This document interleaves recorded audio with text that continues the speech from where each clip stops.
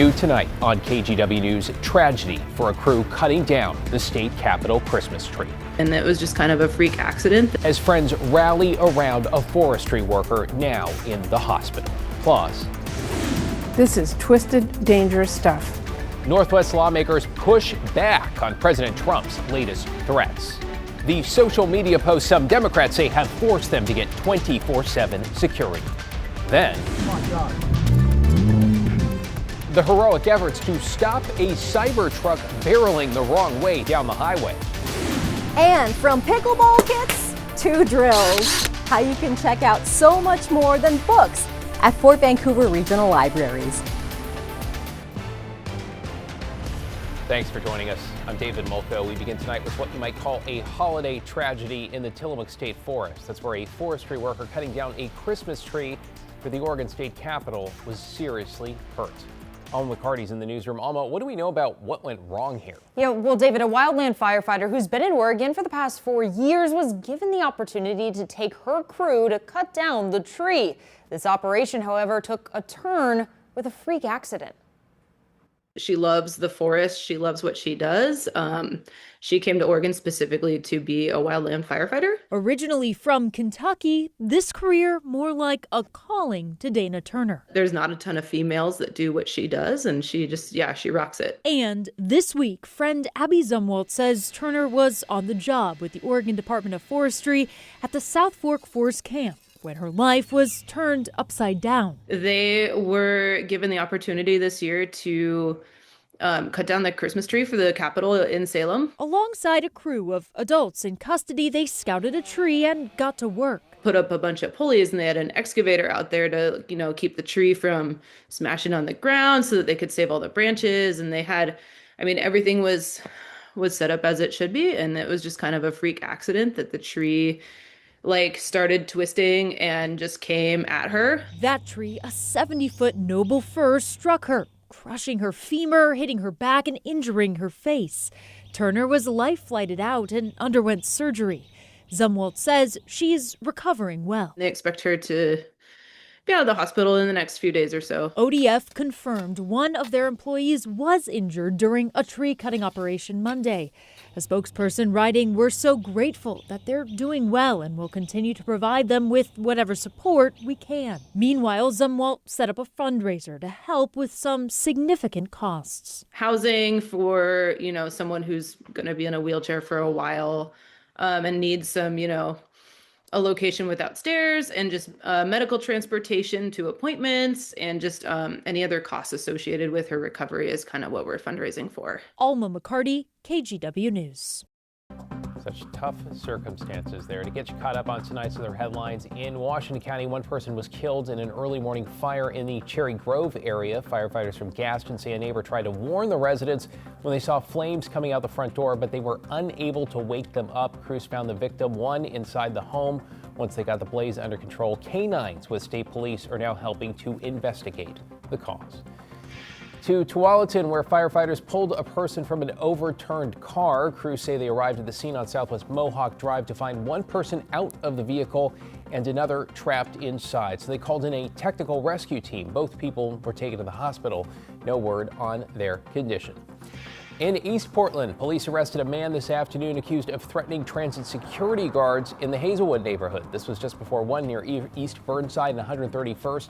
Officers say the 36-year-old threatened them with a rock and a weapon, and MAX service in the area was temporarily stopped. Authorities say they had to use what they call foam impact rounds along with a taser to arrest him.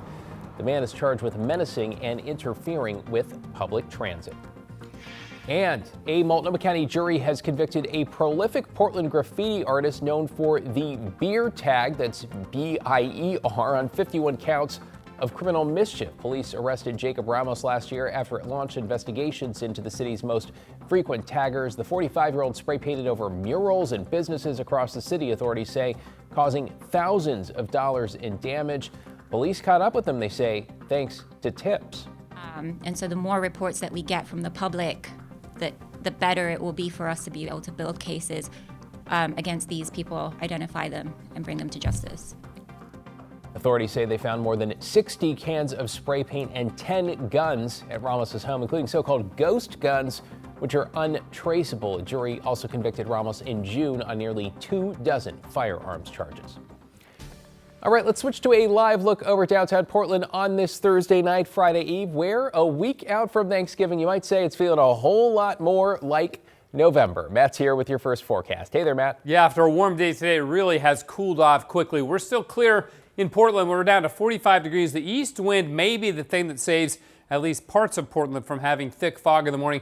Pressure is rising in Portland. Look at Salem right now. No fog in this shot, but it's close. 97% humidity. The pressure is rising rapidly because of the cooling of the air. The winds are lighter, so there will be fog forming in the Willamette Valley. We're running 3, 5, 7, even 11 degrees cooler now compared to the same time last night. And again, last night we had clouds, we had some rain. Tonight there's a clear sky, and it has cooled off dramatically and quickly all around the state of Oregon. Temperatures down to 39 in Beaverton and Hillsborough right now, and then down in Corvallis already down to 36 degrees. So what about the fog forecast? Well, it looks like this. In the early morning hours, we'll see dense fog. Visibility likely below about a quarter of a mile, lifting to about a half a mile by 8 o'clock, and then visibility improves a bit more by 10 o'clock. Then it should begin to wind down. But again, this will impact the morning drive with that thick of fog. In the forecast, we'll catch sunshine in the afternoon. We'll talk more about the weekend and a quick look at Thanksgiving in a bit. David? Yeah, definitely a chilly day tomorrow, though. Thanks, Matt. I was disturbed, genuinely horrified to see President Trump call for members of Congress to be arrested for simply stating the fact that no one is above the law. Washington Senator Patty Murray there among those outraged tonight over social media posts from President Trump, some that Democratic lawmakers say cross a whole new line. NBC's Garrett Hake explains.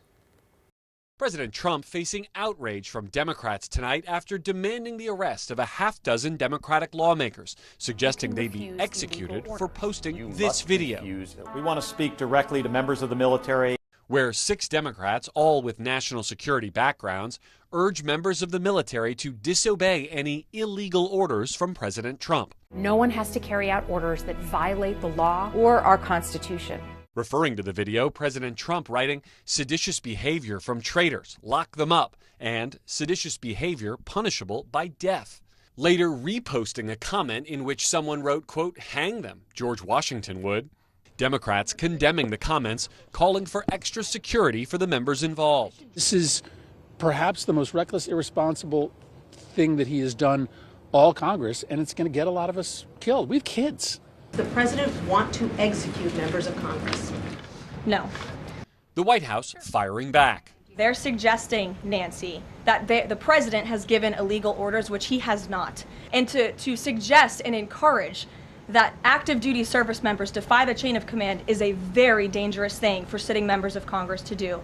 And they should be held accountable. And that's what the president wants to see. Garrett Hake reporting there. Senator Alyssa Slotkin, a Michigan Democrat who appears in that video, says she has already received close to 1,000 threats and now has 24/7 security.